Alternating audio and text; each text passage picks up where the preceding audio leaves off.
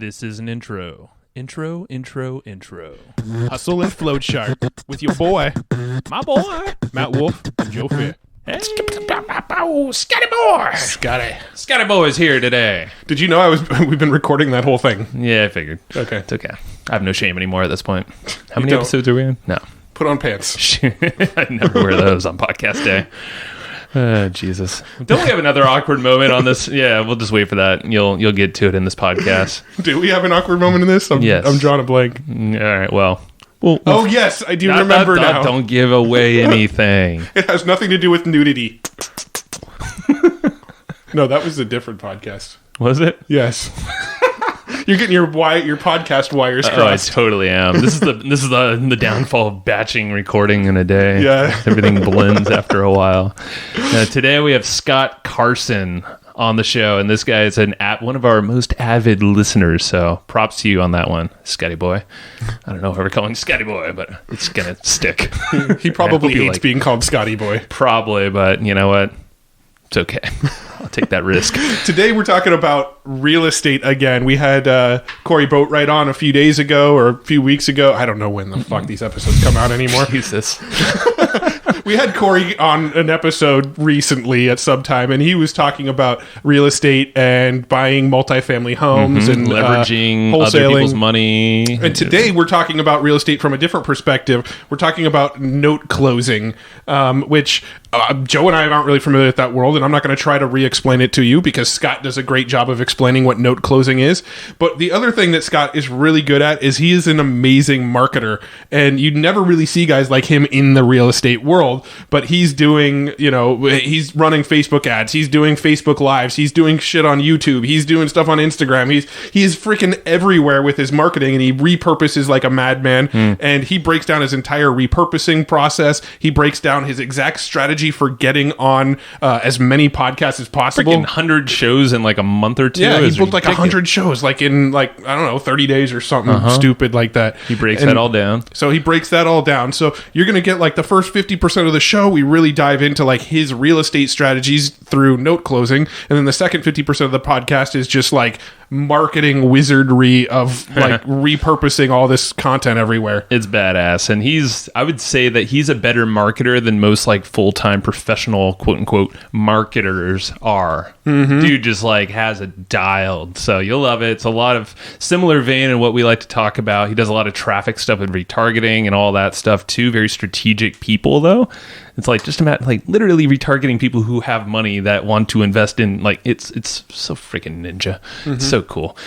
So he's gonna break that all down. You'll love it, and his sound effects are amazing. Hopefully they'll grace this podcast regularly soon. He will give us a little sound effect toy. It sounds true. like I'm That's gonna true. hold him to that.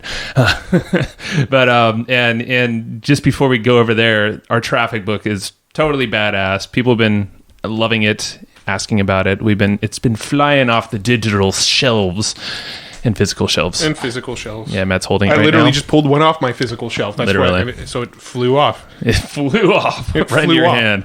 No, it's amazing. It's decked out with our specific strategies on how we do a lot of this traffic ninjery of showing up everywhere on multiple platforms. It is your tactical playbook to be seen everywhere by your hottest prospects. He read that from the first page. Good job, Matt. I did. I actually didn't know that was the subtitle of this book until just now. Shows how much we pay attention Well, the to subtitle's not printed on the cover of the book. It's only on the first page We of the got book. called out by Sean Vossler about that too. Did we? Yes, we did. Damn it, Publicly on Sean. Facebook. And he is completely accurate. You screwed up, actually. You made the cover, so I cannot be blamed for this. Yeah, I True made it with story. Snappa. If you go to evergreenprofits.com/Snappa, it's a really cool tool that we make book covers and shit in. Matt, you're not supposed to pitch two things at once. I was going to say go to evergreenprofits.com/traffic book. All right, it's a competition. Who's going to get more traffic? Me or- Evergreenprofits.com/traffic book hopefully gets more traffic. Jesus. Well, you know where to go. Yeah. Joe told me, like, before we started recording today, that we need to say the URL of our shit like 10 times in the intro to make sure that you go to it. So that's why we keep saying evergreenprofits.com/traffic book. And it's just to annoy every podcast listener that we have here. I'm so very sorry, but come on. Yeah, but they have that little button that says skip 30 seconds, and I guarantee most people do that through our banter in the beginning. Our egos will not be hurt, but... So thanks to the 3 people that listen to us banter at the beginning of every episode. We love you so much more than the people that skipped. And all of you people that are pressing that little skip ahead 30 seconds, screw all of you. Well, hey, they aren't hearing it. They're not getting a free freaking book on how to do traffic at evergreenprofits.com/traffic book. It's free. Yeah. So if you're listening to this and listening to this intro and you know one of those assholes that skips the intros, tell them to go to evergreenprofits.com/traffic book. And just give them a nice little love tap on the face, a little... All right, I'm done being annoying. Let's go chat with Scott Carson about real estate and content marketing and repurposing and evergreenprofits.com/traffic book. And yes, I really slapped my face. evergreenprofits.com/traffic book. Scott, how you doing, my man? What is going on, fellas? You guys doing all right today? We're doing all right. It's raining outside. I love it. I know most people don't like it, but in San Diego, you cherish it, you know? So, you know, you can't have perfection every day out of the year there. Damn but, it. You know, a little rain, it makes you realize how much lucky you have it, you bastards. That's true. Hey, Austin's like second best city, though. I love it out there. It's actually been a... I totally agree to that. If I didn't live in Austin, I'd want to live in San Diego for sure. But I love Austin, so. Yeah. Austin's amazing. The stickiness, though, I get like, I don't know, the humidity. It's not as bad unless you lived in Houston before. Houston's like the armpit of the world. Austin's a little more humid than San Diego. Yeah, but it's not nearly as bad as craptacular Houston is. Oh, man. Sorry, Houston, if you're listening, but oh well. Well, San Diego's had a particularly rainy season. This is like the 3rd time in like 6 months that it's rained. Yeah, right. Yeah, it's like global warming. Yeah, I know, right? We'll blame it. So, man... Yeah, you do a lot, and I don't even know where to start, but... Well, I know what your first question was going to be. What was it going to be? We talked about this before we hit record. Oh, who's going to win the Super Bowl, Scott? Oh, man, you got to go with the GOAT. You got to go with Brady. I mean, the guy, he's like the $6 million man. Actually, the $6 billion man. I mean, I think the Patriots are going to win. It's hard to root against them, although it'd be nice to see somebody knock them off, kind of the passing of the new torch to McVay. But it's hard to bet against the Patriots, man. Yeah, that's true. I think if I was putting money on it, I don't think I'd put money against the Patriots, but who do I want to see win? Right. I want to see LA win. But I have different reasons than probably most people in the world. I have San Diego reasons I want to see LA win. Want LA to be a Rams team, so the Chargers are just kind of squeezed out of LA and potentially back to San Diego. But that's a long shot, I'm sure. All right, if LA wins, if the Rams win the Super Bowl, that means that the Rams are like LA's team, and everybody will just say fuck the Chargers even more. Sorry, we're not bitter about the Chargers leaving or anything. Yeah. You know, you got Ryan. You got what's his name with his? What is this? Not quite growing with 12 kids or 7 kids. Oh yeah, Philip Rivers. Rivers. Yes. Yeah. His wife is actually due with their 9th kid right now. So. Oh, Jesus. Good thing he has money. Yeah. All right, yeah, side tangent. I knew you're a sports dude, so we had to ask something there. And by the time this goes live, I'm sure people will be like, come on, idiots. It's the GOAT one. Yeah, by the time this goes live, they'll already know who won the Super Bowl, so. Yeah. All right, my man. So enough of that. What we should do is predictions, like score predictions, who gets the closest. This could get interesting. Okay, so my prediction would be, so I would pick the Rams. Uh-huh. This is more based on emotion than fact. 100%. But I would say the Rams 27-23. Okay. I still think Rams, just because it's more emotion. Yeah, I think it's going to be a little higher scoring. So 30-27. I don't even know if 30 is a good number to guess, but throwing it out there. I'm going to go 30-24 Patriots. They score in the final 2 minutes after a tie game. Shoot. I could see that happening too. All right. Time will tell. Yeah. By the time this episode is released, everybody listening will already know the answer to that. What are the odds? And we would love for them to come back and comment on the episode and tell us how close we were. There you go. I like it. All right, cool. We'll leave it at that then. All right. Yeah, moving along from the football topic. Let's talk about your story a little bit. We know that you've got your note closer business. You do public speaking. You've been featured in all sorts of publications. You podcast like a madman. Podcaster. You go on other shows. You do virtual summit type stuff. So before all this, what were you doing, and how did you kind of evolve into what you're doing now? That's a good question. So I grew up in a small town of Ingleside. Before I got into where I'm at now with buying and selling distressed debt, I was a kind of a financial advisor, banker. I was in the finance industry for JP Morgan Chase for years and really enjoyed that aspect of it. But I kind of hit a glass ceiling where I wanted to go and where they wanted to put me. And I really didn't fit the corporate mold that well. So I met a couple guys that were teaching creative real estate investing and travel in the country.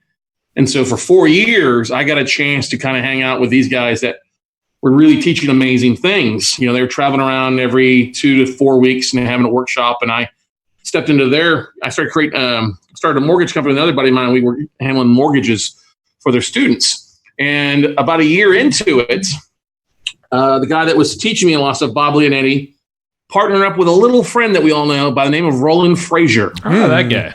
Yeah. Yeah. And so for a couple of years, literally for like 2 years, 3 years, I don't remember exactly, but still working for Bob, I got a chance to really spend a lot of time with Roland, one-on-one, learn marketing, teach marketing, and, helping real estate investors kind of get over the bug of getting outside of their 40-hour work week into really learning how to market. And this was 2004 to 2008. Wow. Yeah. So I got to do that. And then when the market went south in 2008, I left the mortgage company and went out on my own and just started buying distressed debt. And, between 2008 2010, I lost almost everything because of what the market was doing. Because I had a bunch of rentals and property here that I was fixing and flipping up in Austin. And I just got out of them. 2010, I literally sold everything I owned here in Austin, Texas, and decided I was going to travel the country for a while. I was going to go around the country, going to all the Major League Baseball parks. I planned out like this 27-week road trip. Nice. And literally, I had a garage sale 2 weeks in a row, sold everything except my truck and my dog at the time. I've been divorced.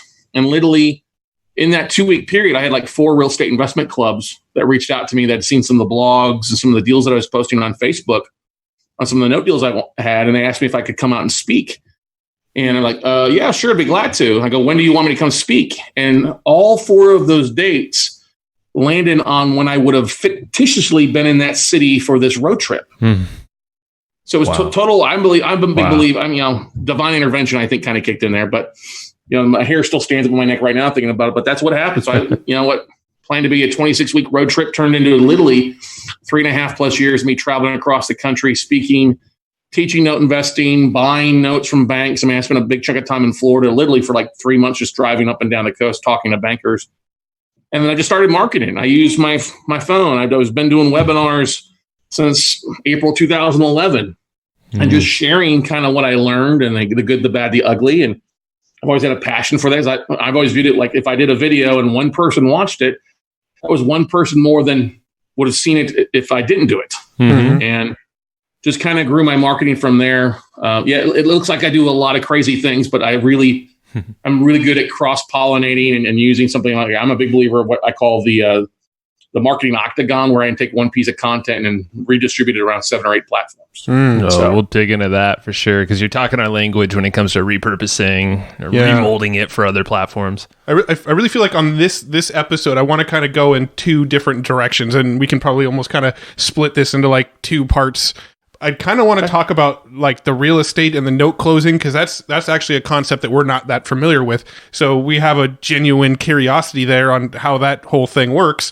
And then we also want to talk about a lot of your content marketing strategies. Your repurposing, your content octagon, your the virtual summit type stuff you do, and kind of dive into some content marketing strategies. So maybe we could kind of have both those discussions, time permitting, on this episode. Let's do it. But let's start with the real estate thing. Can you explain what closing notes even means, or what a note is, or what a note is? Yeah. Yeah. No. Good question. Definitely good question there, Matt. So what I do is I buy distressed mortgages from banks and hedge funds. So like we went through a bit of a downturn 10 years ago, 2008, 9, and 10, where at the peak in 2010, there was 15 million homeowners that were underwater on their mortgage. They were either upside down or owed more than what it was worth. And they weren't paying. We had record foreclosures, banks going out of business. And so you have banks and lending institutions that still to this day will sell off a non-performing residential commercial note at a huge discount off the current market value. The beauty about that is that I buy that debt at a big discount of what's owed. The borrower still owes it. But the fact that I'm picking these mortgages up, or these commercial notes mortgages up at 30, 40, 50 cents of as is value, that gives me a lot of flexibility then to reach back out to the homeowners or the property owner and say, hey, I'm now your bank. You're not going to pay ABC Bank or National City Bank or Bank of the Orient anymore. You're going to pay me now. But let's work on something here. Let's work on a win-win. I don't care that you were 2 years, 3 years, 4 years behind. I mean, I do. It helped me get a discount. But let's work on trying to keep you in the house. That's our biggest goal. And so many real estate investors, they love Flip This House or HGTV and the fictional shows they throw on there. That's not real estate investing. It's all dramatized. But what I do, I buy this debt, and ultimately it's secured by the real estate. But my biggest goal is to rehab the borrower. All right, makes sense. And so if we can get the borrower start paying on time again, or do a trial payment plan, or do some sort of loan modification and get them back on track, it's a huge return on investment to me. Right. So you're basically taking the risk off the bank. You're putting that in your own shoulders. You have strategies, obviously. You got a big old discount, and then it's up to you to obviously get the money, but keep the person in the house ultimately. Yeah, and I wish we could do that every time, keep them in the house. Sometimes the borrowers just walk away. They leave the house vacant. Okay. Then we take the property back and then sell it, or turn in a rental or owner finance it. If they are going to pay, play hardball with us, we foreclose about 40% of the time, which is unfortunate because I'd rather have them stay in the house. But, the 60% of the time, hey, we create a true win-win scenario. And, I'll give you some easy numbers here. Let's say they owed $200 on their house and their house is only worth $150 as it sits now. I would probably pick that mortgage up at like $75,000. Wow. And if their interest rate is like, say, it's 7%, well, if I bought it at basically almost 30 cents on the dollar of what's owed, and they have like a 6% interest rate, well, that means if I can get them to start paying on time again, that's like an 18, 19% yield to me immediately.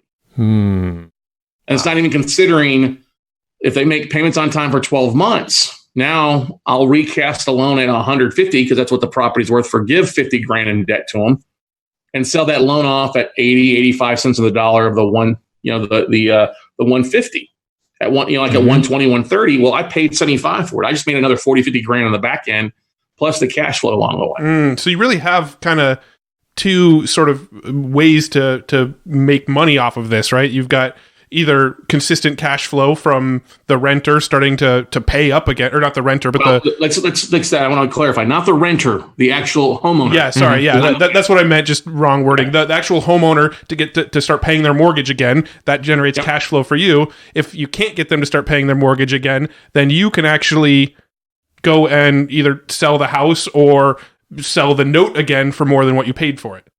That's correct. I mean, a lot of times we'll offer up cash to keys the homeowner. I mean, I'm not one of these guys that doesn't have a heart. I want to try to, and it works in my best interest to actually work with the homeowners. I don't like to foreclose, but we have to sometimes. But we'll do cash. There's like 10 different exit strategies once I buy a note. I can make money on it. So. Interesting. So it's actually, it's a fairly safe sort of investment strategy then, just because there are so many ways out of it. Yeah, I don't like to use the word safe, but I like to say that it's whereas a lot of real estate investors, they get into something where it's like a 90-day, they buy a property, they fix it and try to sell it in 90 days.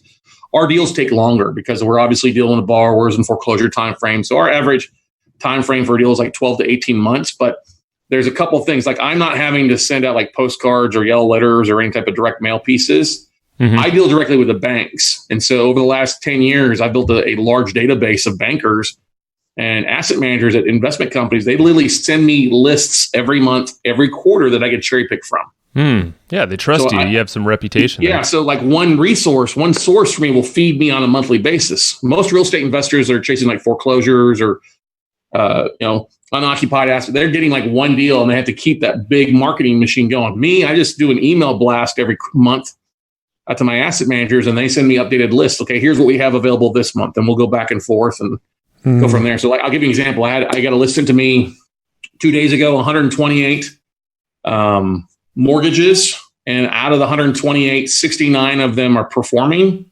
The seller is selling these off at 73 cents of what's owed, which is below the value. Mm-hmm. And we're going to end up probably taking down 64 of them. It's about a $1.5 million trade, but it's almost immediately throwing off roughly about a 20% yield on the cash flow. Wow. So is it required to buy in bulk like that, or could someone? No. Okay. We do a lot with education, and a lot of our students are buying like 2 or 3 notes at a time, you know, 30, 50, 60 grand. Got it. You can buy one-offs from, smaller regional firms.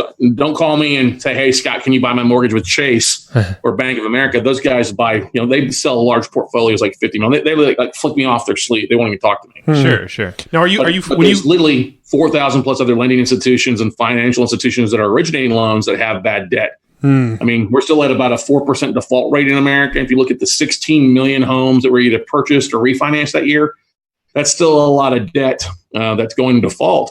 Plus, we still have about 2.5, 3 million loans that are still left over from 10 years ago that are still, the borrowers are still upside down. Now, when you buy these notes, are you financing the notes, or are you going and buying them in cash?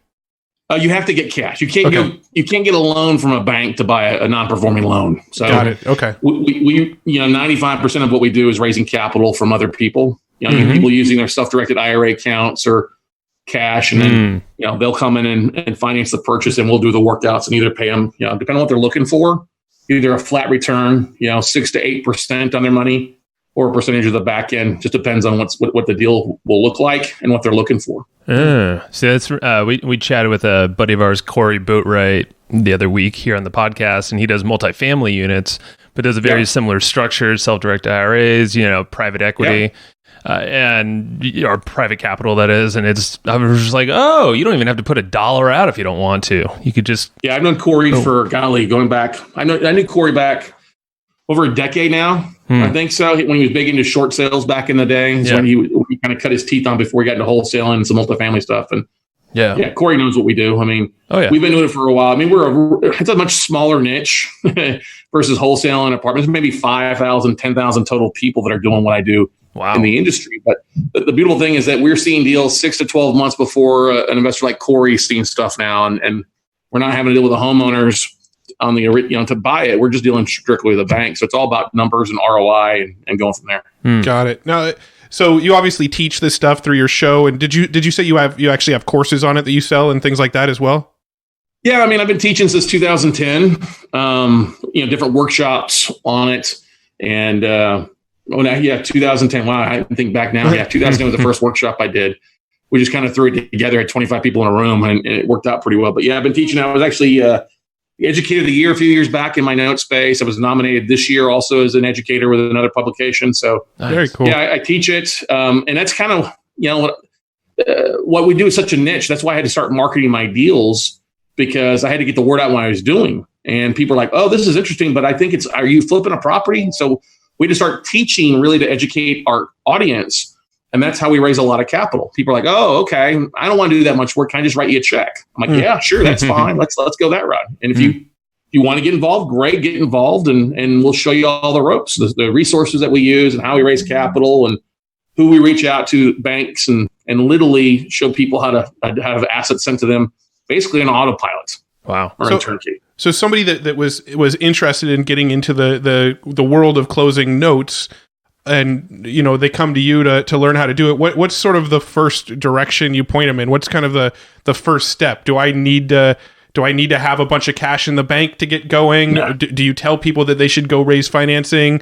How does somebody kind of get into this? No, that's really good questions, Matt, because most people think they've got to have the capital lined up. And that's not the case. In real estate, any real estate investor will tell you that if you've got a good deal, you can raise capital for it. So the thing I tell people, and actually here, those that come into the game that have 200, 300 grand and sitting on the sidelines, they're actually more of a handicap to their business long term than those that get into the business with no money. Those because that have that extra money. Cash, they don't market. They're like, oh, I'm just going to use my own money. I don't want to market it. And then they buy a few assets. Well, now their money's tied up in these assets and they're waiting for these deals to take 6 to 12 months to close out. They can't go buy anything. Versus somebody like me, who when I got started, I didn't have the capital because it was a horrible market at the time. I had to raise it. and I was much hungry. I had to learn how to market, and that's why I love so much about your guys' book and everything you guys are doing. I live and breathe that every day, because if you look at like Warren Buffett and Jamie Dimon and all these big wigs on Wall Street, if they're using other people's money to fund their big transactions, it's good enough for you if you need 25 to 50 grand to buy an individual note or property. And so we tell people, let's go online. There's a lot of videos out there. We've got about 1,000+ different webinars and podcast episode videos and stuff like that for you to listen. Go through that, binge on that a little bit. And when you're ready for that, let's dive in and start teaching you the nuts and bolts. And because we spend a big chunk of time showing people, okay, once you get the concept down, let's talk about how to market this. And how, when you get a deal, how to do some due diligence on it, how to market it effectively, what you need to say to kind of get that, that bam out there to investors. Because everybody, I'm a big believer, everybody is either a buyer, a seller, or a funding source. And so if you go into that with that mindset, and you go into the fact that you're not really in the real estate industry anymore, we're all in the media aspect of things. We all run our own media companies. You're in the note media company or the real estate media company now. With that in mindset, you'll be able to raise capital from just about anybody. I mean, there's $7 trillion in 401ks and IRAs sitting out there making less than like 1%. Yeah. You look at a lot of these like self-directed IRA companies, like we do a lot with Quest Trust in Houston. They've got $1.3 billion under management, and 34% of what they have under management is sitting in 0% accounts making nothing. Wow. I remember Corey said that, and I think immediately we're like, holy shit, there's all this this money just sitting there, either not making, I didn't know if someone was just making nothing, obviously, but and you guys know that it's the 80-20 principle. Only about really 10% of people do anything. So a lot of people will roll, they'll take some classes, they get excited, they'll set up a self-directed IRA account, and they roll it over, but they're too scared to pull the trigger. They're too scared to do anything. So they've itch their itch by rolling it into something. Oh, I'm a real estate investor. Well, have you closed on a deal yet? No, but I have a self-directed IRA. Okay. Let's get it working for you. Let's have it make an above average return. Let's take your certificate of disappointment and put into something. Or your 401k is now a 101k. Let's get it back to working for you. Yeah, I like that. So what do you think is like the biggest like roadblock hurdle that you see most commonly among your clients and the people you teach? Overanalyze paralysis. Yeah. You see that. You guys see that all the time. This is a simple thing. Let's not make it more complicated. Unfortunately, common sense is not always common. Right. That is very true too. Yeah.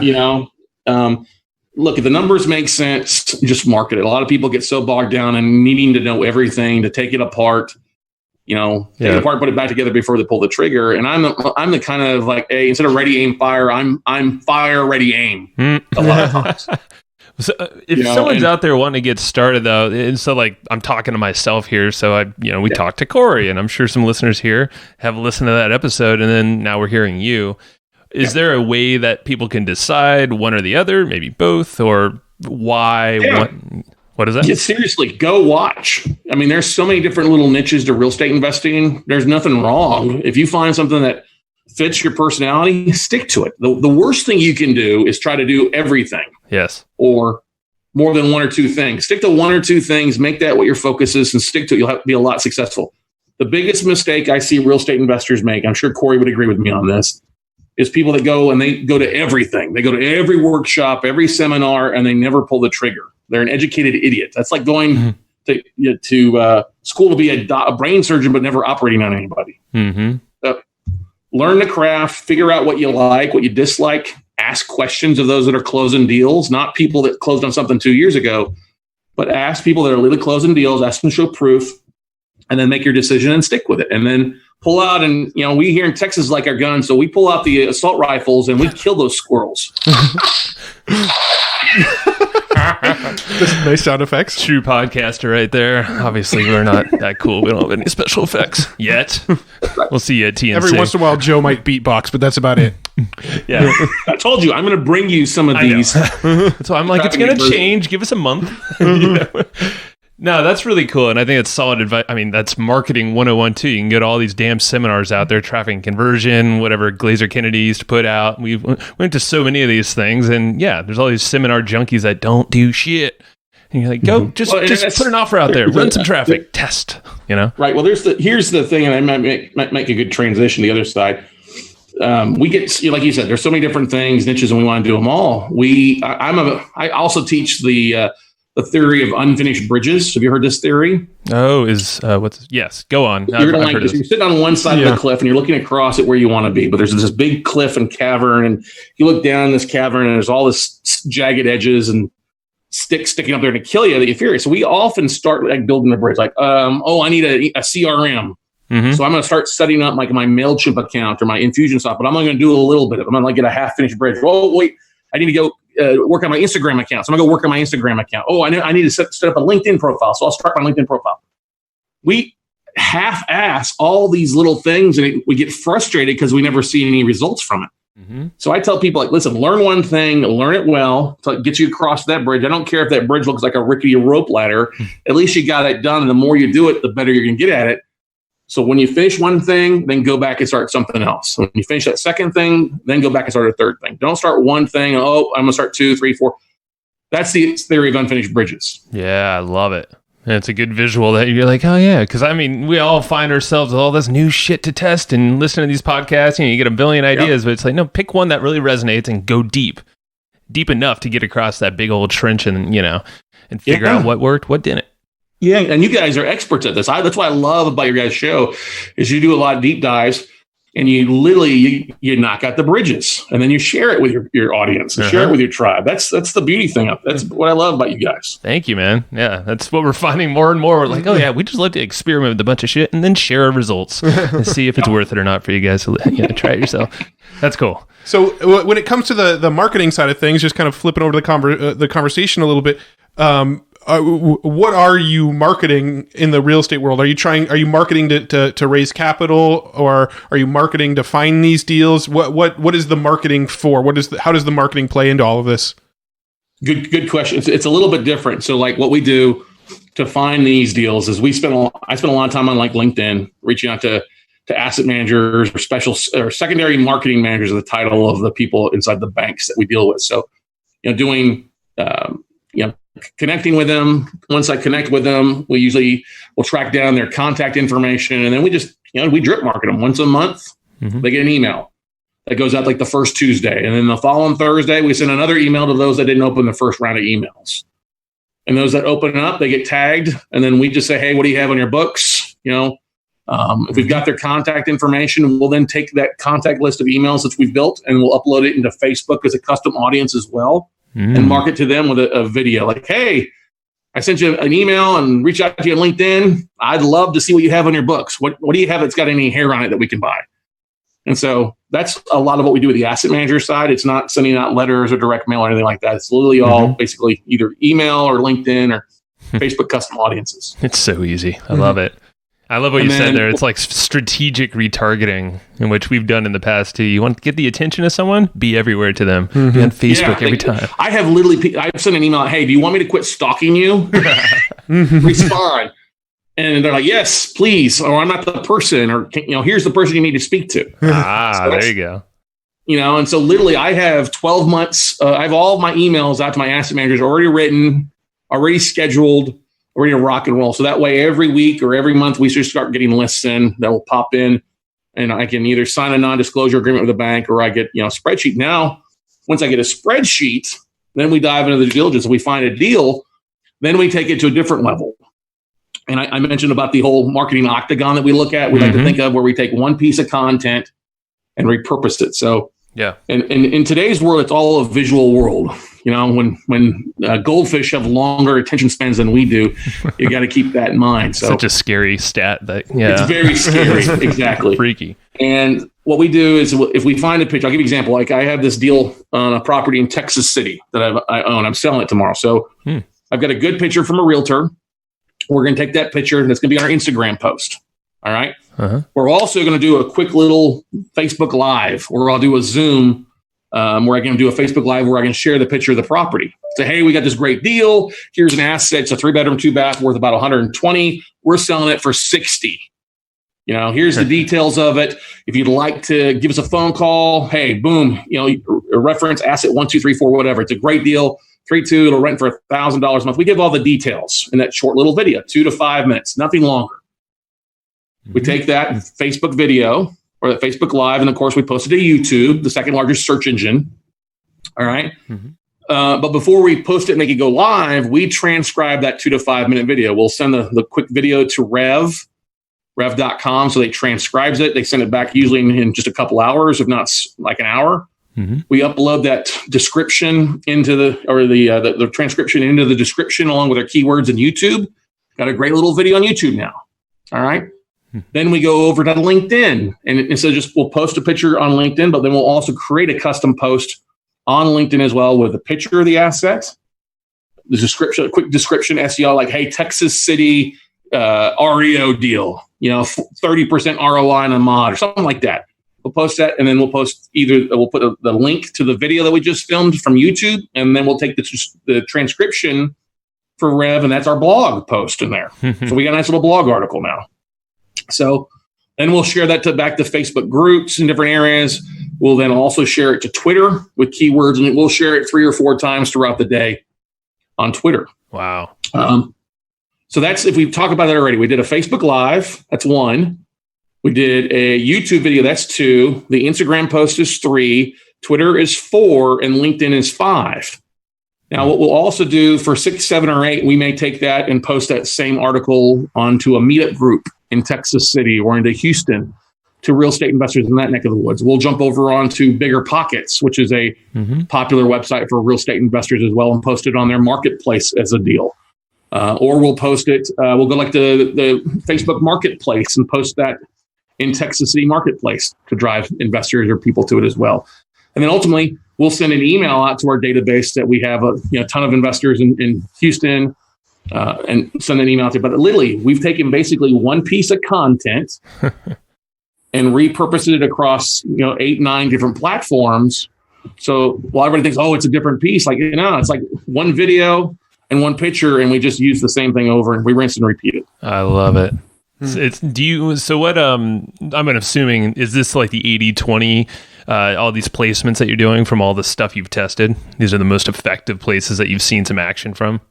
Oh, yeah, definitely. I had a class in November, and I challenged my students. I said, here's what you do. So literally, I pulled this like crappy St. Petersburg, Tampa asset that looked pretty decent. Numbers made sense. And I did literally a 2-minute Facebook Live video on camera in front of these students.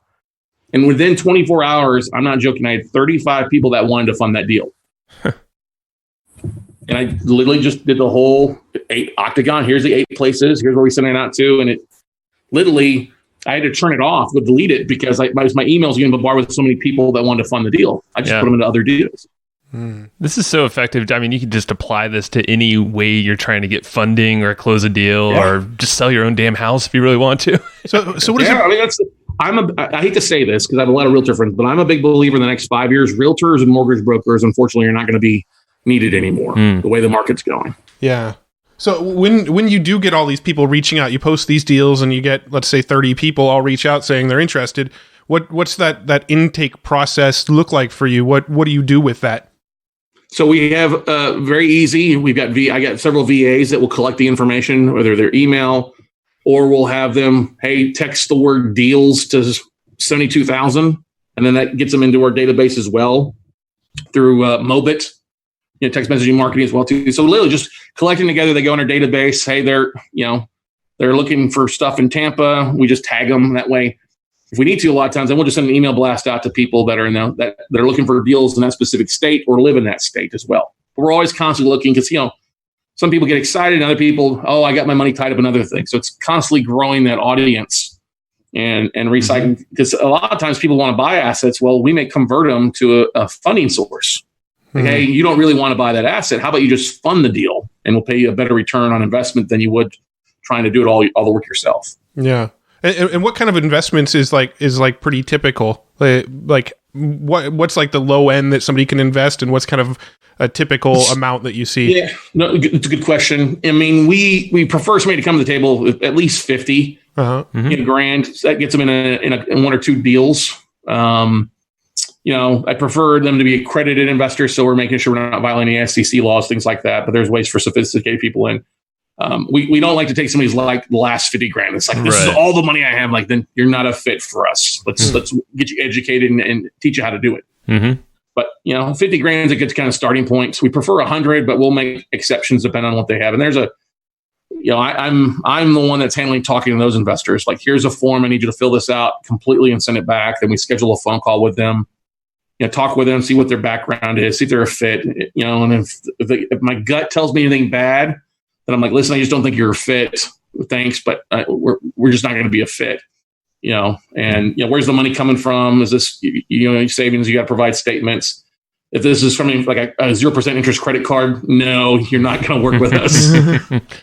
Yeah, that makes sense. Now, if it's rolled up in giant wads with sprinklings of cocaine on it. Yeah, that doesn't work. Yeah, even though you might need to go to Colorado or there in Northern California, Magic Mountain or something like that to get that working. No, that's really cool. So the repurposing stuff, I mean, you have a team. I'm sure are there a lot of automations tools that you use to make sure all this stuff happens? Yeah, I mean, I get a full-time marketer here in the office. We got several VAs that literally, once we do something, they they post it to things. I love paying $2 to $4 an hour. It's awesome. Who doesn't? But we use Buffer. I mean, Buffer is a big repurposing across the social media once we create content, and so I just literally VAs are clicking the things. Shannon's putting it together. She schedules our Buffer here, and literally, so we're sending out content, every day. Yeah. And then when we get assets sold, then we go back and kill those assets or kill that post so that we're not continuing to get I don't want anybody ever to complain that I'm bait and switching them. No, this asset was available for a while. Once we get it funded and need it, hey, great, we'll remove it. Those that have responded, hey, we've got a funding source. Do you want to go and back up on this, or do you want to get involved in the next deal and go from there? Gotcha. Yeah. No, that's good. And we used to use Buffer, right? Yeah, we haven't used Buffer in a while. Yeah, it's a good to though. Yeah, there's a lot of that stuff. You have Buffer, Hootsuite. What's the other one that's really good? Is it Spark? Repurpose.io is one we use. Yeah, I love that. That turns these podcasts into YouTube videos. Yeah, exactly. Basically. Yeah. Which segue, I was curious, how does the podcast fit in everything that you do? That's a great question. So the podcast started, I was hesitant to start a podcast. What? No. Yeah, I know, right? You cannot see me on Facebook now. But, so I've been doing these webinars every Monday night since 2011. And when Facebook Live came around, I'm like, oh, what a great way to kind of touch base with my tribe every day. Mm-hmm. So I started doing like a Facebook, actually November 1st, 2016. I came in the office. I said, we're going to do Facebook Live every day. We're just going to share what's a day in the life of Scott Carson, what's going on in the WCN war room. Okay. And so we just did little, 2-minute, 8-minute, 30-minute little Facebook Lives. Did it for 9 months. And a buddy of mine who now produces my podcast, he runs a company there in Southern California, does that. And that's basically what he does full time, is producing and hosting podcasts. He's like, hey, man, you should really do a podcast. I'm like, no, man, I don't want to do all that work. I don't want to edit the audio. He's like, no, dude, if you're using Facebook Live or Zoom like we're using now, we can just take that audio file, that video file, and we'll do all the work for you. I'm like, I don't have to do anything except just speak and then upload the video to your platform and you'll do all the work. He's like, yeah. I'm like, done. Yeah. And so 9 months of Facebook Lives. And then on August 21st, 2017, we went live with the True Podcast.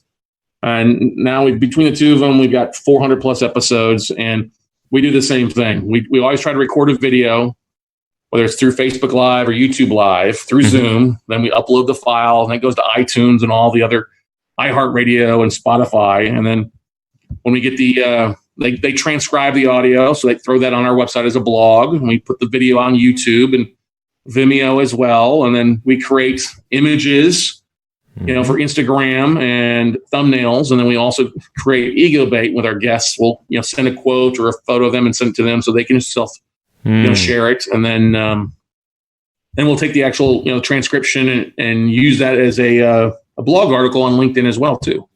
So I like what you just said there, that that's total freaking mastery. And I've seen your follow-up after we were on your show, the whole ego bait, like you said. You have a little quote, got our image or whatever it is on there, combined with your show branding as well.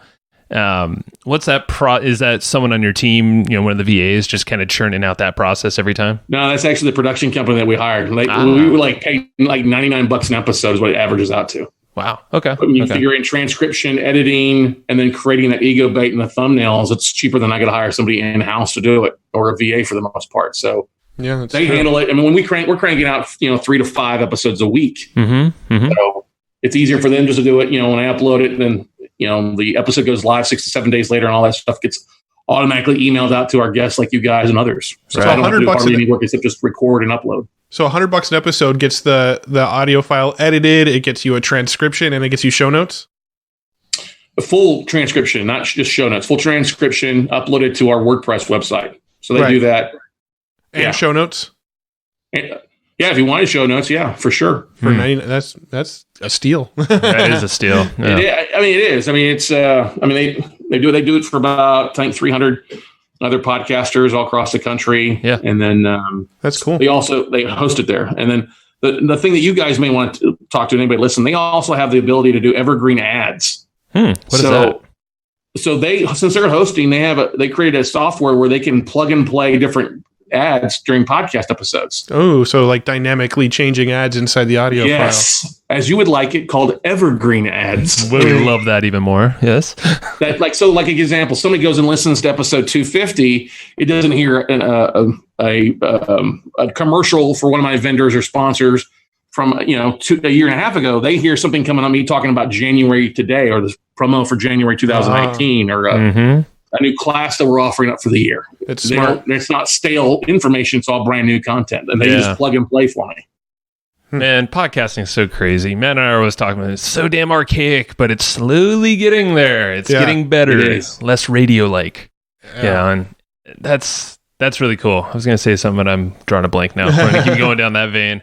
Well, you got to realize too, and I think that's the thing. If you look at everything, like when you guys were at Traffic Conversion last year, I think, and they had, was it Marcy Smith from London, who was one of the keynote speakers on the last day, talking how believe so. Facebook is looking for characters for video. You got Hulu, Netflix, YouTube Red. All these media channels are looking for video, and it's literally, when you have YouTube, the second largest search engine, and then it's owned by Google. And then if you look at the top 100 websites, like iTunes isn't even the top 100. That's true. Yeah. And you look at Instagram, Facebook, those are all on there. And all that is visual media. And so while I love the audio side of things, I think it's a great thing. I think a lot of podcasters that just put out an audio podcast, this is no offense to anybody, I think you're missing out on a huge chunk of the audience out there. Don't tell us. No, actually, that is something. I know, but one of these days you'll get on the boat. Yeah, I know. You're totally right, though. And because that is the direction we are going after we get our studio and make a little, setup.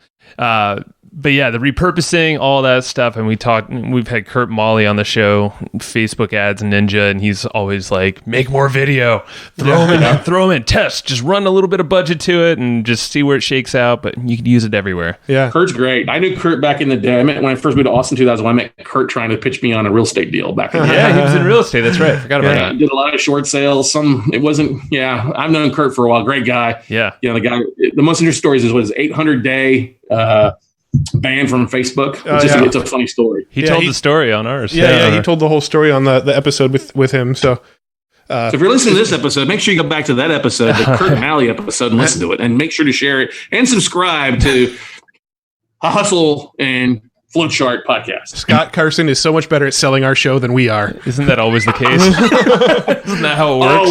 Always closing. So with your podcast, what sort of benefits have you seen from the podcast, from like a business networking, etc.? Yeah, so it's been amazing. I mean, this is a little small niche. There was a couple of my students started a podcast like 2 years ago, and then they stopped it a year ago. And I was like, it's doing the worst thing you could is stopping, because you've got all this momentum. Now you're not doing it. Yep.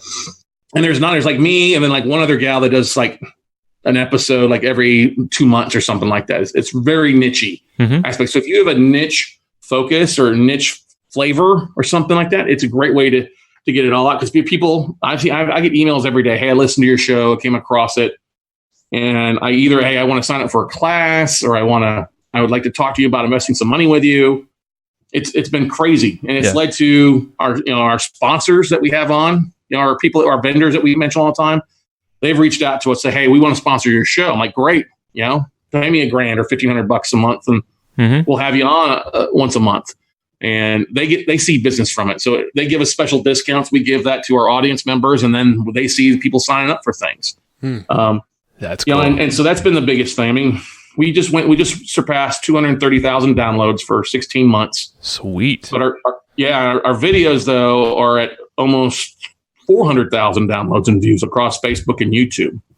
But people listen, they consume the audio at like 86% clip rate versus like 11% for YouTube and like 1% for the Facebook Lives. So the audio is where everybody's at and still where everybody's going to. But we have a coaching program we do, and I keep it small. In November, we had a coaching, 7 students come in for coaching. 3 of them signed up because they found me on the podcast, and those 3 people each paid $15,000 each. Wow. Dude, that's what we hear is podcasting, the medium. Yeah, the people who are listening typically have more money. They're more invested in you because they're spending this long period of time with just you and that person. Well, the data says the people listening to podcasts have more money. I actually wrote an article on our site the other day where I dug into a whole bunch of data around podcasting, and we're actually writing a book right now. That was a great article, man. That was awesome. I loved it. Thank you. We're actually writing a book right now about podcasting, so I'm diving even deeper into all the data and stats because I really want to drive home the power of podcasting to people. And one of the stats that was really interesting to me was if you listen to podcasts, you're 40% more likely to make over $250,000 a year in personal income. It's crazy. Totally agree to that, man. And that is just insane. And I don't know if it's, people who listen to podcasts are more educated because they listen to podcasts, or it's the other way around. But, either way, wouldn't you want to be in that group? I totally agree. So like I'm always constantly looking at like marketing trends and stuff like that. If you look at the wealthy or the people that are CEOs, CFOs, they're making like $75,000 or more a year. They spend most of their time on LinkedIn and Twitter and listen to podcasts. They're not spending their time on Facebook or YouTube. Yeah. I could see that. And yeah, Matt, you were talking and you're like, you think there's going to be a resurgence in Twitter. We actually did an episode at the very end of 2018 kind of doing some predictions of what we think is coming in 2019. And one of my big predictions is we're going to see a resurgence of Twitter in the marketing world. Like a lot of marketers abandon Twitter. Like, Twitter's just a bunch of bots talking to bots. But I think because Instagram sort of reproved this concept of like hashtagging and @mentioning and getting these conversations going in this like short form way, I think that's going to translate and bounce back onto Twitter a little bit. We're going to start seeing people kind of getting it a little more with Twitter. Oh man, I totally agree to that. The fact that Twitter now allows you to put a short video on there, that's what saved their ass. They embraced the video side of things. And I think that's what helped them. I totally agree with that. Wasn't that the episode where you guys were sitting outside on your patios talking? Probably. That was the 100th episode. Yeah. Oh, yeah. Yes. That was back in my backyard. Yeah. No, this one was one that we did, I think, like, it was released on New Year's Day, and it was like, here's our predictions for 2019. Right. See, I know Scott. Yeah, Scott's an avid listener. So. You're the man. I am, man. I subscribe. I left you guys a 5-star review. I know you did, yeah. Well, saying that, and I know you're also a beast when it goes to going on other people's shows as well. What kind of results have you seen from doing that? So my mindset was like I've spoke a lot. I mean, there's been like I'm on year 5 of at least flying like 50 times a year. Wow. All right. That's a lot of travel to go out and publicly speak. That's more times per year than I drive. I'm just going to put that out there. Yeah. Totally agree. It's true. My commute from I'm not exaggerating either. Yeah. My commute to my house, my office is like 2 minutes. I could drive a golf cart to my office, but wow. I'm on travel. And that's what we do. It's a niche aspect. I'm speaking to real estate clubs. Yeah. So, and everybody in the real estate industry with the prices going up and the values coming up, a lot of people that were looking for REOs or subject to deals, things like that are getting squeezed. So I'm out communicating and sharing that message as I was traveling. Well, I look at all these real estate experts, and here's a tip that I do. If anybody's looking to get booked on more shows, here's what I've been doing. And I think I shared this with you, Joe. Yeah, you did. I didn't want to bring it up unless you did. So. Oh, no, I don't mind because 95% of people aren't going to do it anyway. Sure. So I set a goal for myself. Like, listen, does it make sense for me to fly across the country to talk to 30 people, or would it make more sense for me to spend a little bit of time and just reach out to somebody who's a podcast that they've got, whether it's 500 followers or 1,000 followers? I can do it from my office here in my shorts and my workout clothes if I need to. Mm-hmm. And so that's the way I look at it. It gets out. It's me speaking. Same thing, same results happen. People follow me. They sign up. They come to our workshops, whatever. It's the same way of building a following. So I was watching, I don't know, Sunday Night Football or something a couple months ago, right before the end of the year. I think November. And I'm just tooling around like, I like podcasts. And I wonder how many podcast hosts are out there. So I went into LinkedIn and I literally did a search, podcast hosts. And it pulled up like 369,000 podcast hosts. I'm like, holy shit. We're allowed to cuss, right? Oh, yeah. You can say whatever the fuck you want. Okay, fuck it. All right. So 369, like, I wonder how many of these are real estate podcasts. So I typed in podcast host real estate and it pulled up like 17,000 people. I'm like, holy shit. So I was like, I'm onto something here. So then I just literally, I went and sent an invite to connect with like the first 100 as a test run. That was a Sunday night. Monday, I come to the office. I'm like, well, instead of me just connecting with them and sending an email, let me make this smart. So I went and recorded a short little 2-minute video. Hey, here's what I focus on. I listen to your show. Great show. Here's what I can offer. And I'd be glad to help market your podcast as well. And I did a short 2-minute video, uploaded it. And out of that 100 people, 40 people responded back by 5 o'clock and connected with me. Out of that 40, I went and sent a message, all 40 of them with a short little blip and then a link to that video. And by the time 5 o'clock, I did it right before 7 o'clock because I have a webinar. By 8:30, when I got off my webinar, I went in my LinkedIn and I had 22 of those 40 had said, yes, we'd love to have you on the show. Here's a link to get signed up. By the next day, 34 of them total had responded. I'm like, that's what I need to do. That's marketing right there. So literally, I have a VA that's doing that. She has like, just do it to 100 people a day. Let's see what happens. And it's blossomed. I set a goal for myself to be on 100 podcasts for 2019. I've already booked 25 between now and March to be on. I have to increase my goal.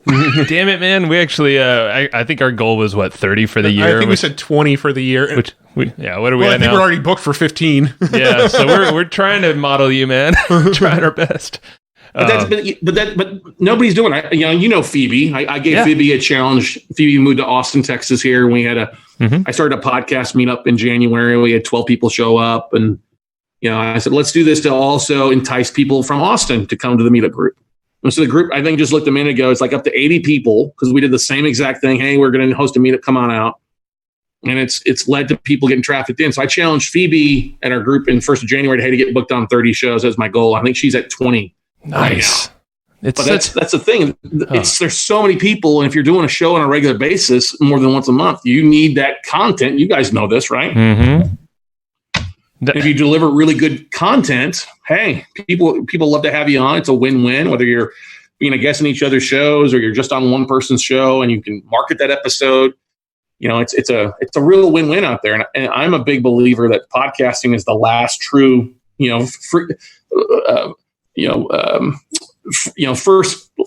last bit of freedom of speech out there. You can say whatever you want without having to worry about Big Brother coming down on you. No, that's a good point, man. Unless you're Elon Musk, because apparently everybody. Oh, Elon. Yeah. Elon Musk goes on a podcast, smokes a joint, and gets in trouble. So yeah, but Elon's a perfect example of why this long form, things like Joe Rogan, what we try to model for this for business is not have it all bite-sized, chunked out. But now, like in that example, you saw Elon fucking raw. Like he was like this raw Elon human, and you're like, whoa, this guy looks like he's been through some shit. Yeah. Which he has, and you don't see that in the interviees typically. On ABC. No, but that's what'll happen when you work 80 hours when everybody else is working 40. 100%. Yeah, I would never want that life. No. But and 3 divorces later, too, I think. But anyway. Yeah, side tangent, but long form, man. That's a simple thing. It's free. It doesn't cost you. You don't have to have the paid version of LinkedIn to do what we just talked about. It's just literally simple. And I cracked up a guy in one Facebook group on podcast, like, man, I got a new show. I'm trying to get religious people on that are making a difference as a guest because I've run out of like my pastor and all his friends. And I said, well, just go do this. If you go to LinkedIn, there's like 9,000 that have people that have religious or Christian podcasts. Yeah. He's like, well, I don't want to be on their show. I want them on mine. I'm like, idiot. Ask them to be on your show, jackass. After you go and speak to their audience. Come on now. Hit a couple more, man. No, yeah. It's bam. But going on other shows, we get so many, we almost get probably the same amount of emails as we do compared to the people that listen to us on our own show from other shows. It's just like, dude, I've heard you on Mike Michalowicz's Profit First podcast about X. And then now you see them trickling into all of our courses, buy our books. And it's such an easy way to just kickstart whatever the hell you're doing. And then you're cross-pollinating. I mean, they already listen to podcasts. Bring them over to your show. Yeah. And that's a big thing too. I look at, because we've been doing, that's one of the things we just say, let's leverage the media.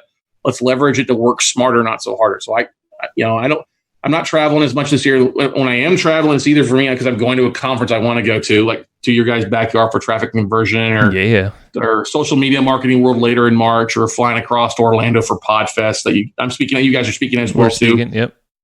And I look at that. That's also like why I said, okay, let's leverage this. This is also why we do online events, through Zoom. We do these online conferences that I don't have to rent a big hotel room or conference center, and we can bring people together, experts like you and others for 3 days, 4 days of content, and open it up to the world and literally have a convention from my one office here.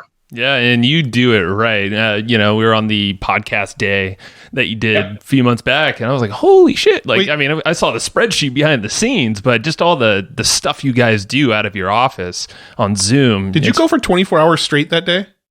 No, it was 12 hours on International Podcast Day. Yeah. On National Social Media Day, we went for 27 hours straight. Oh, damn. Man. How many copies was that? And that was the big thing. Like, I'm known in the world as for note investing in real estate, but I love the marketing side of things. So my friends Christy and Elijah White from Evergreen Social, they got the city of Austin the year before to proclaim what day is it? June 30th is National Social Media Day, and then they got Ryan Dice and the folks from Traffic and from Digital Marketer to also kind of sponsor it and run it at their event for 8 hours. I'm like, okay, great. Next year, I said, let's make it big. Let's do 27 hours straight from midnight East Coast to midnight on the West Coast. And we had 35 speakers, and we had speakers from 12 different countries that were celebrating social media days everywhere. But the most important thing, we had over 150,000 views in that 27-hour period. There it is, man. There's so many cool things you could do here. I love this whole medium, podcasting, and just Zoom and all these live events. Here's something I want to throw out to you guys, because I want you guys to be a part of this. All right. Here's a little note. So literally, I talked with the guy that does my production stuff. We are going to do an online podcasting convention. Don't know when it is, but you guys, I want you guys to be a part of it. And whether it's 2 days or 3 days, you guys don't have to fly anywhere. Stay at home. You can share your nuggets. You can be a keynote. I think if we bring on, really good 30 to 40 people to really share some nuggets in podcasting and video production, I think it would rock the podcasting world. Yeah. Well, imagine after we release a book on podcasting at the end of next month, we'll have quite a few leads from people that are interested in learning about podcasting. Yes. Oh, yes. Hang on a second. We'd be honored to, my man. Yeah, and then if you need help putting that together, let us know. Any ideas? Oh yeah, dude. Trust me. I think it'd be good. I mean, I don't like to travel that much, and when you look at all the different things that are going on, I don't need to travel to another conference. What I'd rather do is sit at home in my underwear, drink my drink, sleep in my own bed at night, and still learn the same content and go from there. Oh my God. Well, that's why I like everybody doing all their events in San Diego. I don't like it when people go do their events in Orlando, because who the fuck wants to go to Orlando? Hey, have you never seen the Book of Mormon? No, I actually haven't. No, I have not seen that. Damn it! But I should. You were like the second person in a few days telling me that. Need to go see the damn thing. Yeah, Orlando. Well, it could be worse. It could be like Ann Arbor, Michigan. That's true. That is true. No, right, Orlando's not the worst place in the world. No, I'm sorry, not. Orlando. You guys got kids that you could like write it off, take it as a business trip, and take the kiddies at 3:00 to go to the parks and get half price tickets. Well, I'll tell you. So I've only been to Orlando once in my life, but it was in August. So that just kind of says everything I need to say about Orlando. Matt, you can't say much. I hate Ratland. Steph. She loves it. She worked there in college, and every time we go, I'm like, "Oh, you can go to the parks with your friends. I'm staying home. I don't want to get my shins busted up by 20 million strollers and overpriced crappy food, and it's the same music, Can't drink beer in the park, at least not in the California. Disneyland, you can. I don't know about you for the most part. From a place legally. Exactly. There's a way. We haven't taken it. I don't know why we take in so many 5-hour energy shots with us. I don't know. That's actually a good idea. It is. It's a really good idea. That's smart. So waiting for one of you to get that. Oh, man. All right, next time. All right, one last little rabbit hole. One last rabbit hole. Yeah, we noticed here on Wall Street Journal, Inc., all big publications. What are you doing over there, and how are you leveraging that for all of your other marketing here? Well, first, I'm curious, like, how did you get connected with those publications and actually get that into those publications? Yes. Okay, so there's a couple stories to that. With Inc. magazine, are you familiar? I think you know Scott Duffy. Do you know? The name sounds familiar, but I don't know. He's friends with Roland Frazier. He was He was one of the MCs at Traffic Conversion last year. So I've known. Okay. That's probably how we recognize the name. Okay. Yeah. Bald guy, likes to wear K-Swiss sneakers or whatever. But anyway, so Scott was working for Inc. magazine. He reached out to me and a bunch of others to do a video series, and I paid some money to be a part of that. That was how I got into Inc. magazine a while back on their launch side. They were doing. If you really want to get into a publication like Investors Business Daily or Wall Street Journal, reach out to the people that are in your niche, like the real estate departments or the real estate article side. So that's how I originally got into Investor Business Daily. I just found out the person who was in charge of writing articles on real estate. And I reached out to him. I said, hey, I'm an expert in note investing. If you're talking about foreclosures in the market, I would love to contribute and provide some content. And I even sent over a couple articles that I pre-written. And she's like, do you mind if I use these articles? I'm like, hell no, go right ahead. So that's how we got in. That's how I got in Investor Business Daily. That's how I got in the Wall Street Journal. When they use those articles, people together, you get the credit for them, right? Quotes. And we just sent that all in, and it worked out really well. Yeah. So when you send those articles over and their writer uses them, are you getting the credit for them, or is the writer taking the credit for them? I don't care. If they're mentioning me in the article, that's all I give a rat's ass about. Okay, so you make sure you're mentioned in the article, and then you let her publish it as her own. Yep, exactly. That's super cool, and you're making their lives easier. They're just like, oh shit, this is done for me, and it's legit, and it's what I talk about. All right, cool. I like it. Yes, baby. Keep it simple, silly. Yeah. Do you know Andrew O'Brien? He lives in your neck of the woods. Andrew O'Brien. No, I can't say that I do. Oh, he's right there in Austin too. He's a big old PR guy. That's very similar to what he says. And to make he's been on the podcast, so if you haven't listened to that one, you probably dig it. That's okay. Yeah, that's probably where I've heard it from. Okay. Yeah, I'm sure. Yeah, similar process, personal reach outs, just be really diligent, or actually give value and don't be like copy paste to 100 different freaking reporters. Yeah, that's the thing. Give some original content, original story. Case studies work really well. I got other friends. I got some friends in Kansas City. They paid for a front page article on the Sunday Morning News paper in Kansas City. It cost them like $10,000. But to this day, they still get phone calls, and it's like a year and a half later. Wow. What were they offering? I'm just curious. Or maybe I missed it. They were a real estate company. Talking about how they fix and flip properties. So they had some constructive. They talked to some before photos and afterwards, talking about how the market was kind of coming back in Kansas City and what they were doing to really help the market out. Yep.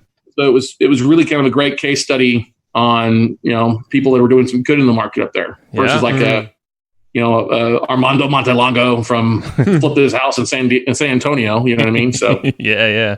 Oh, that's great. No, PR is amazing, and we're starting to dabble with it. And just be very strategic. And like you said, it's the easiest to just start with blogs or different little very industry niche type publications out there, and more often than not, you're going to get a response freaking fast. So one thing that you're going to do what I would recommend you do with your book that you have coming out too is there's a website called eReleases. Mm-hmm. That for like $700 you can write up a press release for like 700 words. Mm-hmm. And then you can include an image and then even a video, and you upload it to eReleases, and they'll go out and they'll upload it into PR and stuff like that. So we've done that a little bit of the time here with different announcements, like for our workshops or when we close on a big trade. And it gets, we'll have 135, 170 different periodicals across the country pick up the article. Wow. And they actually pan out. They're not just like stuffed and no one ever reads them on some page and, Yeah, like it had like money markets, Investors Business Daily as well as picked up a few of our articles. Yeah. Business Journal San Diego, Business Journal San Jose. you have a lot of different, because a lot of these companies out there with their online websites or they're also their periodicals, they're looking for content. They want somebody to help them provide them. If it's written well, it's precise, you got a hook in there, and they'll often run with it. And it's paid off well for us. Nice. Yeah. So do you actually see a good amount of traffic coming from doing press releases? They make up for more than what we paid for them. Let's just put it that way. It's a little harder to tell because then what we do see, I'll tell you this, what I do see is I do see a momentary blip in downloads like 2 days later on our podcast. Okay. Yeah, man. I see blips where, we'll run in about 1,000, somewhere between 700 and 1,000 a day. Well, suddenly we'll have a blip of like 6,000 downloads in a day or 3,000. So I'm like, oh, okay, great. It hit perfectly. It's the episode that we mentioned in the article we put a link to, and that drives it. Same thing. If it's a video, we see a increase in that YouTube video for the day. That's kind of how we track a lot of that stuff. And, we try to make sure that the video that we're uploading has something that's strategic, to lead them back to our website or for coaching or, deals we're closing on, something like that. Got it.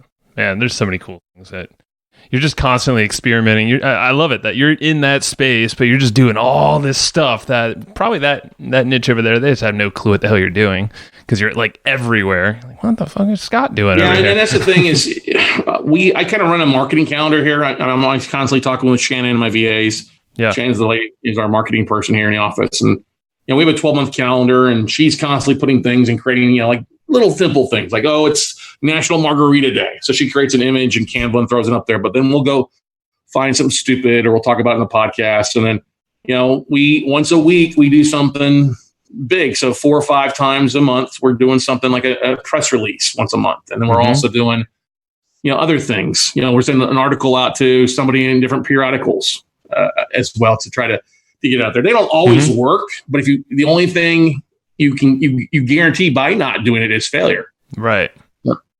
Yeah. No, that makes perfect sense. Oh man. I think we covered a lot. I'm looking at our board. I'm like, is there anything rabbit holes? But I think good, man. if anything comes up, I'm sure you'd be up for a round 2. Dude, always, man. Yeah. Always. Even in person, since we'll be hanging out.